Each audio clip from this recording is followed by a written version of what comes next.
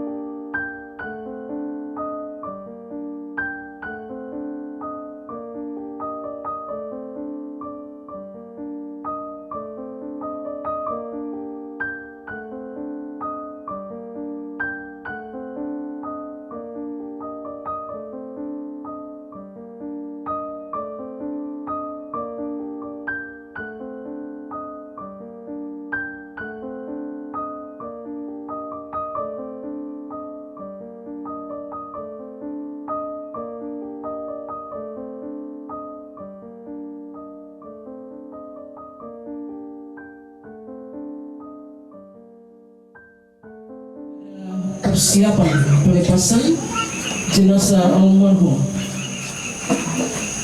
Vicky Yohanes Tuhulero. Mari Bapak Ibu, sidang kerukan yang Tuhan Yesus kasihi, kita siapkan hati dan seluruh kehidupan kita untuk kita ada dalam persekutuan dengan Tuhan. Ibadah di malam hari ini akan dipimpin oleh hamba Tuhan, Pendeta PH Untayana AMD. Untuk mengawal ibadah kita di malam hari ini, mari kita memuji Tuhan bersama di dalam nyanyian rohani nomor 3 ayat 1 dan ayatnya yang kedua. Ayat 1 dalam keadaan duduk, ayat 2 saya jemput kita semua bangkit berdiri. Hormat bagi Allah Bapa, hormat bagi anaknya.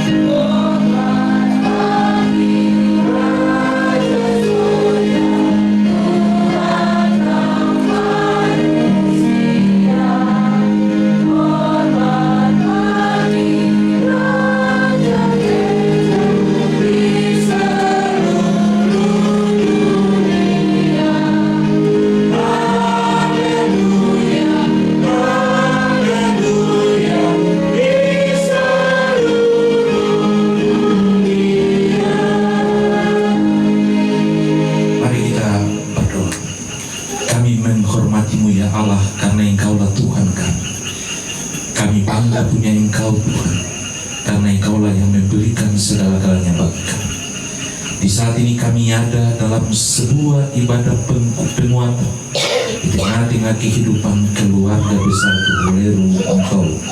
Ketika Tuhan memanggil anak kekasih kami, saudara kekasih kami, sahabat kami, Vicky Tuhulero di tengah-tengah kehidupan keluarga, kami tabiskan dan kami alaskan seluruh peribadatan penguatan kami di hari hanya di dalam nama Bapa Pencipta langit dan bumi, Yesus Kristus penyelamat kami, dan Roh Kudus penghibur kami. Amin. Kasih karunia dan damai sejahtera kiranya atas saudara-saudara dari Allah Bapa dan Tuhan Yesus Kristus dan dari Roh Kudus. Amin. Saudara-saudara dipersilakan dulu kembali dan mari kita menyanyi bersama nyanyian rohani nomor 155. Rohani 155 ayat yang pertama, suara Yesus kudengar, hai mari yang tenang.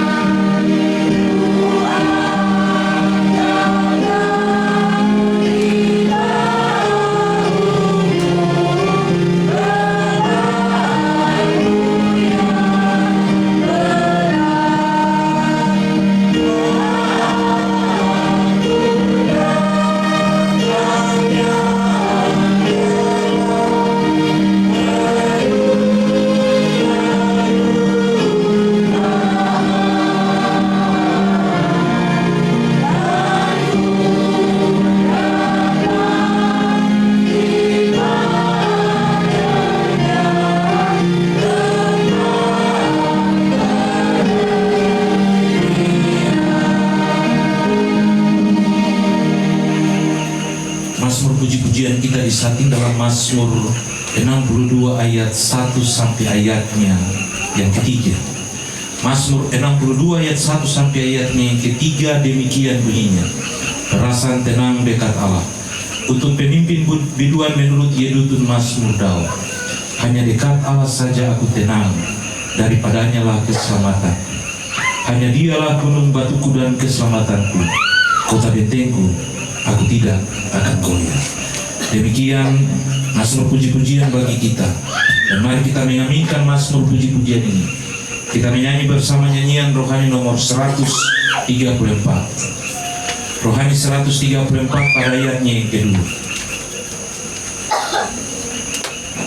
Rohani 134 ayatnya yang kedua. Meski langkahmu semua tersembunyi bagiku, hatiku menurut jua dan memuji kasih.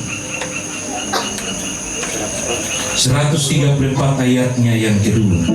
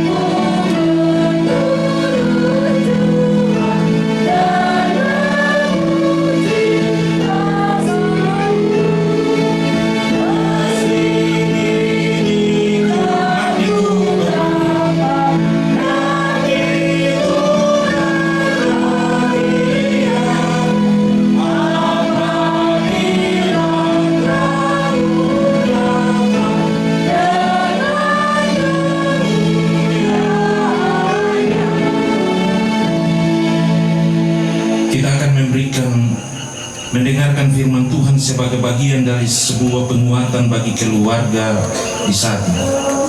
Firman Tuhan bagi kita dalam pertama Korintus pasal 15 ayatnya yang ke-35 sampai ayatnya yang ke-58 yang merupakan bagian firman Tuhan dalam bacaan mingguan Sinode GKI di Tanah Papua.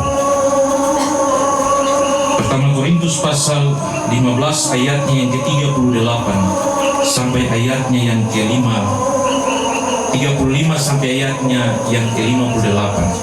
Dan sebelum kita mendengarkan bagian firman Tuhan, mari kita berdoa. Firman-Mu akan memberi kekuatan bagi kami, tetapi juga akan menghiburkan kami ketika kami merindukan topangan tangan kasih-Mu Tuhan. Saat kami ada dalam kedukaan, saat kami merindukan kasih setia, firman-Mu akan menolong kami untuk membuat kami ada dan kami dikuatkan. Tolong kami Tuhan, mampukanlah kami untuk kami bisa memahami dan mengerti bagian firman Tuhan tengah-tengah kami, supaya ketika kami membacanya, kami benar-benar dikuatkan, kami benar-benar dihiburkan, dan kami benar-benar dimampukan oleh Allah untuk melihat kasih setia. Bersabdalah kepada kami ya Tuhan, sebab kami siap mendengarkan sabda. Amin. Pertama Korintus pasal 15 ayat 35 sampai ayatnya yang ke-58, demikian bunyinya kebangkitan tubuh. Tetapi mungkin ada orang yang bertanya, bagaimanakah orang mati dibangkitkan? Dan dengan tubuh apakah mereka akan datang kembali? Hai orang-orang bodoh, apa yang engkau sendiri taburkan tidak akan tumbuh sendiri, tidak akan tumbuh dan hidup kalau ia tidak mati dahulu. Dan yang engkau taburkan bukanlah tubuh tanaman yang akan tumbuh, tetapi biji yang tidak berkulit, umpamanya biji gandum atau biji lainnya. Tetapi Allah memberikan kepadanya suatu tubuh seperti yang dikehendakinya. Ia memberikan kepada tiap-tiap biji tumbuhannya sendiri. Bukan semua daging sama. Daging manusia lain daripada daging binatang, lain daripada daging burung, lain daripada daging ikan. Ada tubuh surgawi dan ada tubuh duniawi, tetapi kemuliaan tubuh surgawi lain daripada kemuliaan tubuh duniawi. Kemuliaan matahari lain daripada kemuliaan bulan, dan kemuliaan bulan lain daripada kemuliaan bintang-bintang, dan kemuliaan bintang yang satu berbeda dengan kemuliaan bintang yang lain.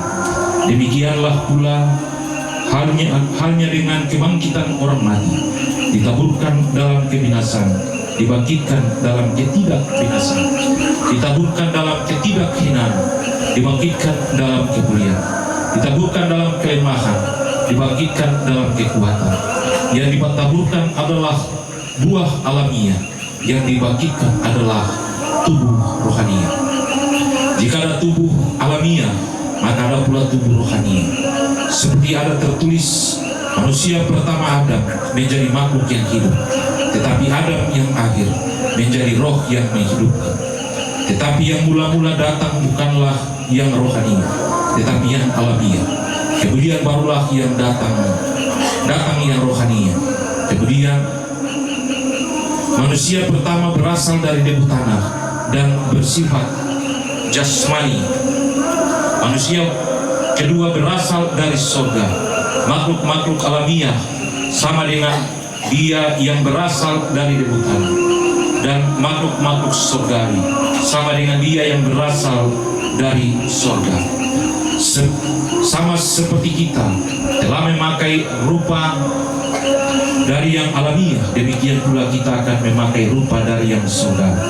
Saudara-saudara, inilah yang hendak kukatakan kepadamu, yaitu bahwa daging dan darah tidak mendapat bagian dalam kerajaan Allah, dan bahwa yang binasa tidak mendapat bagian dalam apa yang tidak binasa. Sesungguhnya aku mengatakan kepadamu suatu rahasia, kita tidak akan mati semuanya, tetapi kita semuanya akan diubah dalam sekejap mata, pada waktu bunyi nafiri yang terakhir. Sebab nafiri akan berbunyi dan orang-orang mati akan dibangkitkan dalam keadaan yang tidak dapat binasa, dan kita semua akan diubah. Karena yang dapat binasa ini harus mengenakan yang tidak dapat binasa, dan yang dapat mati ini harus mengenakan yang tidak dapat mati. Dan sesudah yang dapat binasa ini mengenakan yang tidak dapat binasa, dan yang tidak mati ini mengenakan yang tidak dapat mati, maka akan genaplah firman Tuhan yang tertulis, maut telah ditelan dalam kemenangan. Hai maut, di manakah kemenanganmu? Hai maut, di manakah sengatmu? Semat maut ialah dosa, dan kuasa dosa ialah hukum Taurat. Tetapi syukur kepada Allah yang telah memberikan kepada kita kemenangan oleh Yesus Kristus Tuhan kita. Karena itu saudara-saudara yang dikasihi, berilah teguh, jangan goyah, dan giatlah selalu dalam pekerjaan Tuhan. Sebab kamu tahu bahwa dalam persekutuan dengan Tuhan, jeripayamu tidak akan sia-sia. Demikian firman Tuhan yang berbahagia. Kita semua yang mendengarkan bagian firman Tuhan ini dan mau memperlakukannya di tengah-tengah hidup kita hari lepas hari.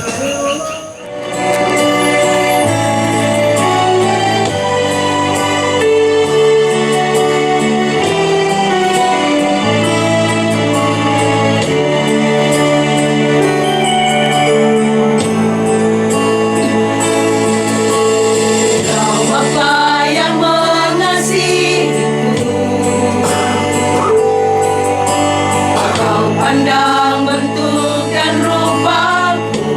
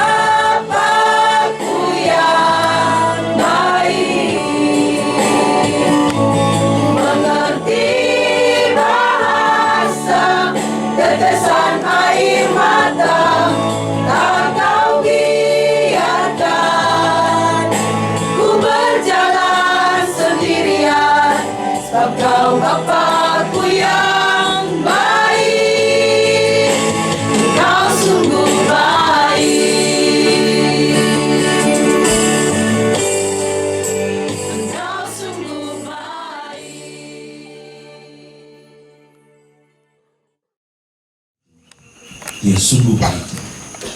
Dia yang menghapus tetesan air mata. Dia yang memberikan kekuatan. Dia yang memberikan penghiburan.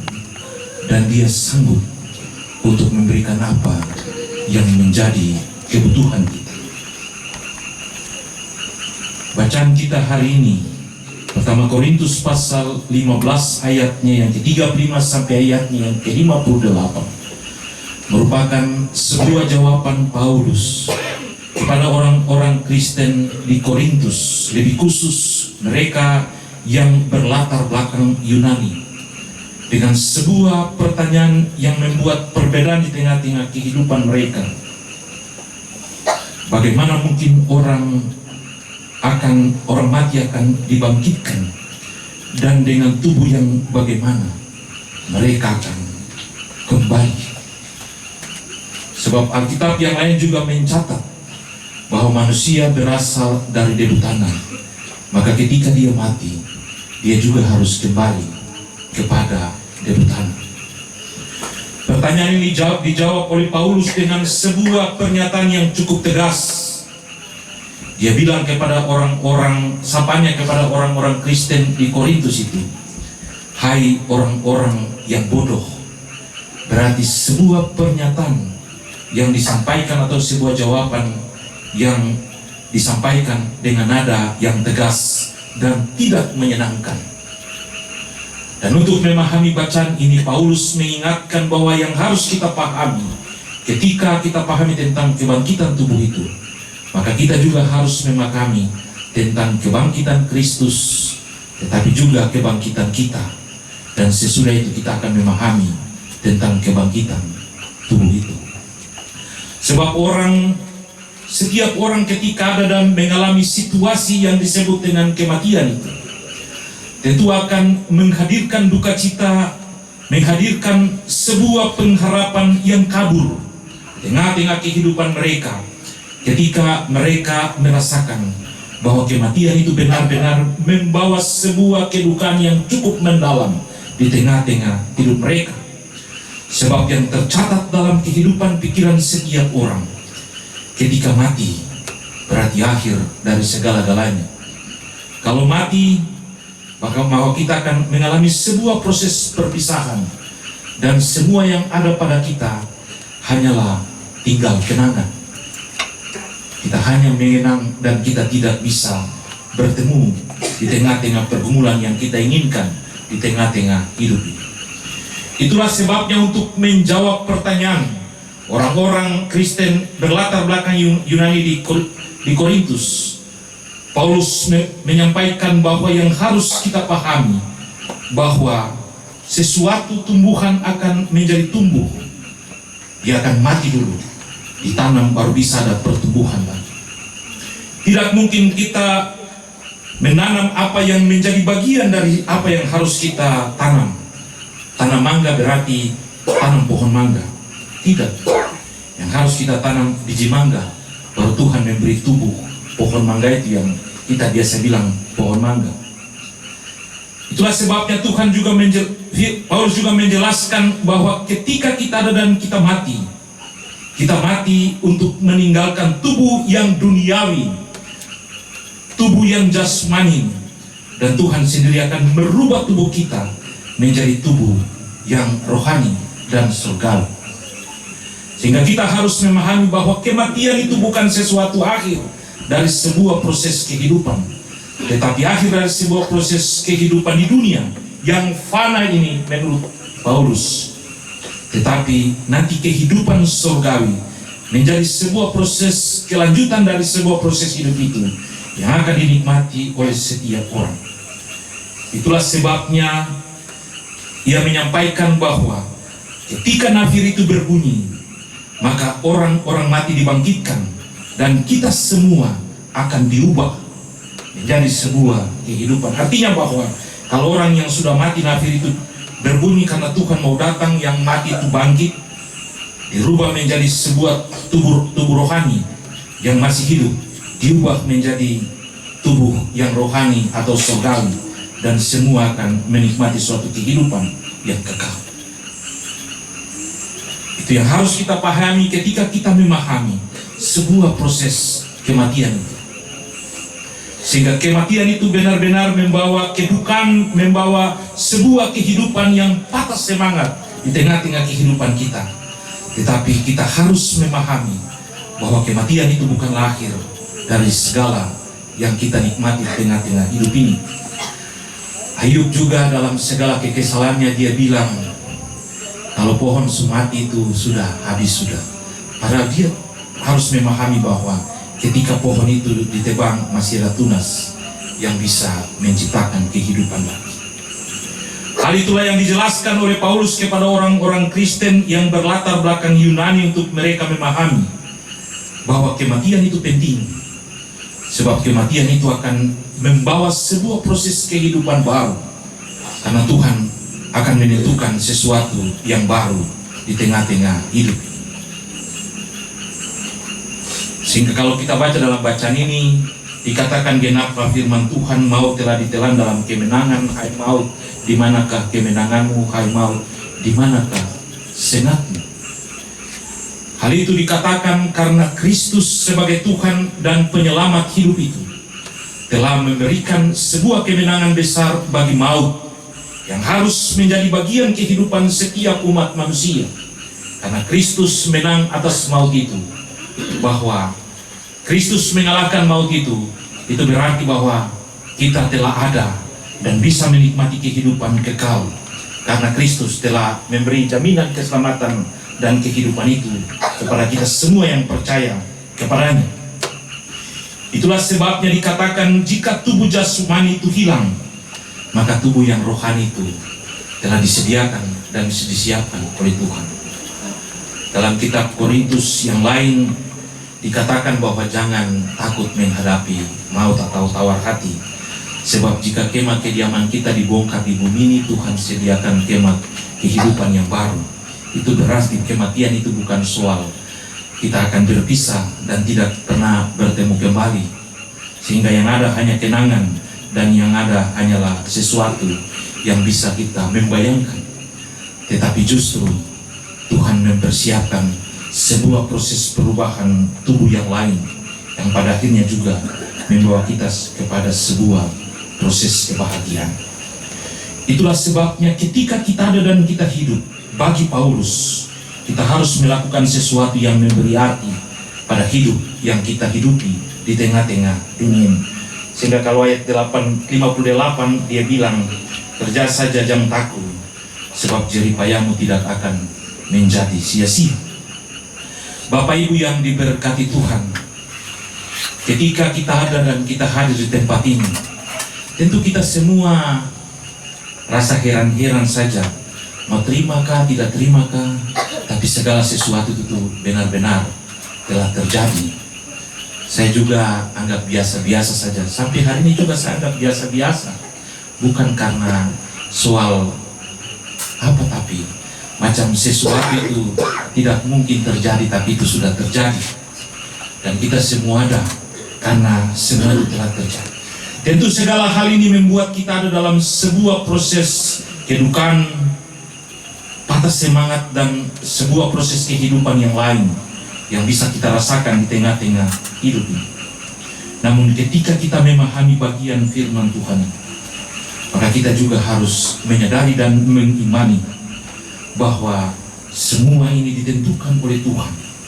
Dan ternyata tubuh yang alami kita akan bawa kepada tanah, tetapi Tuhan telah menyediakan sebuah tubuh yang rohani atau yang surgawi yang bisa dinikmati di tengah-tengah kehidupan anak, saudara, dan sobat kekasih kita Vicky di tengah-tengah pergumulan yang ada.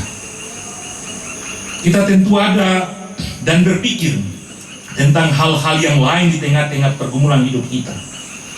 Tetapi kita harus percaya bahwa waktu Tuhan itu pasti yang terbaik. Tuhan pasti menentukan sesuatu yang luar biasa yang terbaik di tengah-tengah kehidupan kita.